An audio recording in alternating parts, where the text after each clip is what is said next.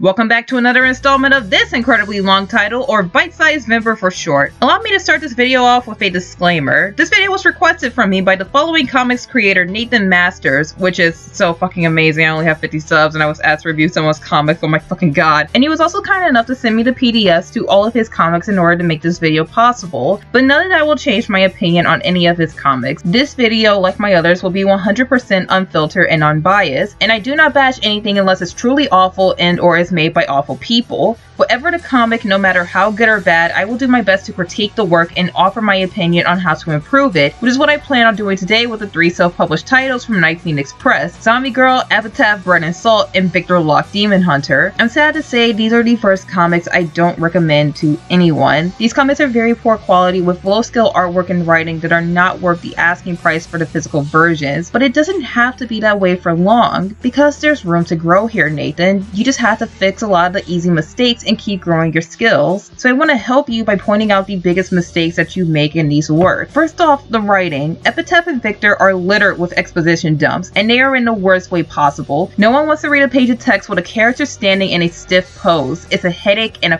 crawl. Comics need room to breathe, and pacing your panels are very important in exposition and world building. Show don't tell is one of the many golden rules of writing for a reason. For one, telling your audience and not allowing them to make connections themselves demeans their intelligence, and it's offensive because you're not trusting them and are making them feel lesser when reading your work. Showing not telling can help you make a palatable exposition dump, and it's a great help when it comes to world building. Show us who Victor is and how he got his start. Show us who these demons are and what they want. Show us that our heroes are people that we want to stand by and root for, but don't forget to tell us pieces of information that we need to know, because it's clear that you have a lot to say but doesn't need to be said because it can A, be omitted, and B, conveyed through artwork. I feel as though there's little very thoughtful editing put into your comic. Outside of a few grammatical/writing errors, Epitaph and Victor repeat themselves. There's too much text and dialogue that's used for the purpose of world building and character relations, but are not needed because you said enough in the beginning of the story. We don't have to go through this again, no matter what shape or form these conversations or monologues have taken place in. These pages could be shorter and more enjoyable if text was omitted, the writing was more subtle, and the story was better paced by taking a moment to truly breathe and get away from the quote-unquote world building and would better go into building character relations. Not to mention the little things like the generic stories, which could be excused if the stories were fun, the lack of a solid tone which makes it hard to take these stories seriously, the boring and unsubtle dialogue between characters, the lack of sex appeal in characters that you want to make sexy, and of course those grammatical errors. I will go on, but unfortunately this is a bite-sized video and I have some real meat to tear into with the next and final topic I want to cover. But these are the biggest offenders with the story. So Nathyn, I'm going to tell you the same thing I said in my Jawbreakers video. Get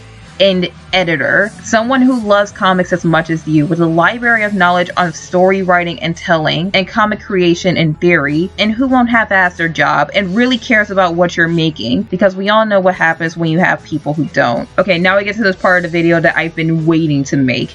The art. Nathyn drew Epitaph and Victor Locke, while Zombie Girl, the comic with the best artwork out of the 3, was drawn by Joseph, not saying that last name because I'm afraid of butchering it. It's pretty easy to see that these comics do not contain the best artwork. It cheats itself and looks incredibly lazy by copying and pasting poses. The artists don't have the greatest grasp on the digital programs that they're using, which can be seen in the misuse of tools such as the airbrush tool being used for effects instead of lighting and shading, and of course the atomical mistakes, poor inking and coloring, and so much more. But once again, this is easily fixed. No offense to Nathyn or Joseph, I'm sure they're lovely people in real life, but if you want these comics to catch the eyes of people and sell, then while editing your writing, get a new, more experienced artist. It's completely fine to want to draw your comics yourself. I understand it on a deep personal level, but comics like this require a skill much higher than where you're at now, and if you want to reach that level, then you better take notes and get ready to study your ass off, because I'm about to recommend you sources that I trust and that you should learn from.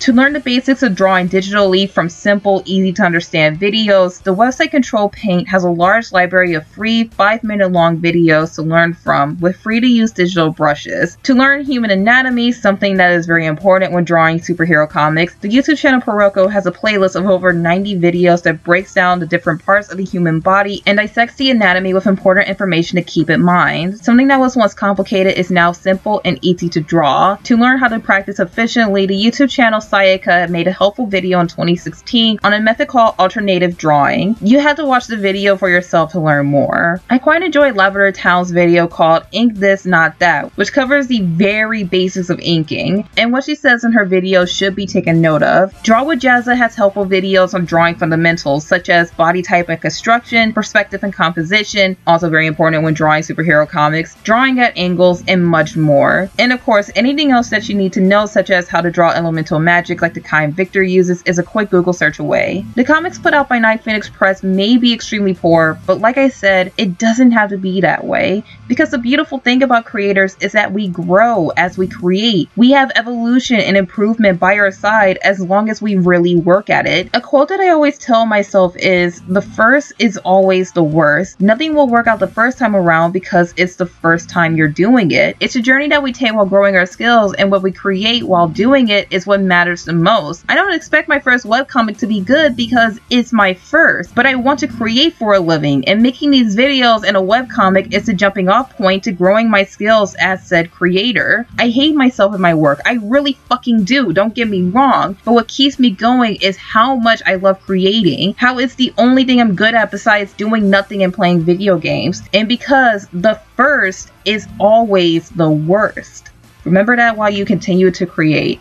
Okay, Nathyn? As always, the links to the Night Phoenix Press website and Twitter, along with Nathyn's personal links, will be down in the description below. There's also my Twitter, where you can follow and talk to me. I'm a pretty okay person, I guess. Please remember to subscribe to the channel for more videos like this, and until next time, my name is Ari, and have a good one.